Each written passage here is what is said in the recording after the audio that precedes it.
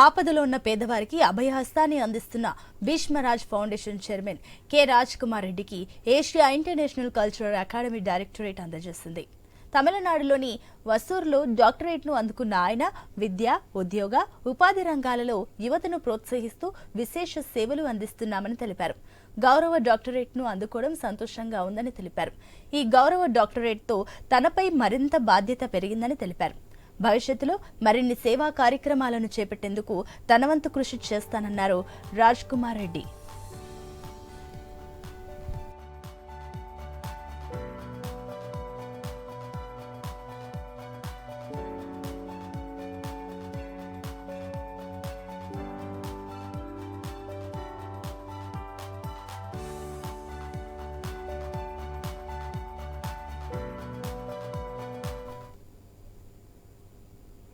సేవలను గుర్తించి Asia international cultural research university వారు నాకు డాక్టరేట్ ప్రకటించారు. అందుకు గాను వారికి నా ఉదయపూర్వక కృతజ్ఞతలు, ధన్యవాదాలు తెలియజేసుకుంటున్నాను.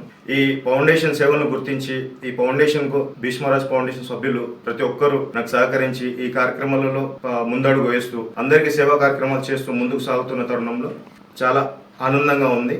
ఇకపై నా పైన ఇకపై బాధ్యత చాలా పెరిగింది. ఇక ముందు కూడా ఇంకా బ్రహ్మాండమైన సేవా కార్యక్రమాలు చేసుకుంటూ ఇప్పుడు పెట్టిన పర్సంటేజ్ కన్నా ఇంకా ఎక్కువ పర్సంటేజ్ పెంచుకొని సేవా కార్యక్రమాలలో ముందడుగు వేస్తాను. ఇంకా ముందుకు సాగుతాను. ఇంకా చాలా మంచి పనులు చేస్తుంటాను ముందుగాని నేను విన్నవిస్తున్నాను. ఈ రోజు చాలా సంతోషంగా ఉంది. బాల్యమిత్రుడైనటువంటి కె రాజ్ కుమార్ రెడ్డి గారికి డాక్టరేట్ అవార్డు రావడం జరిగింది.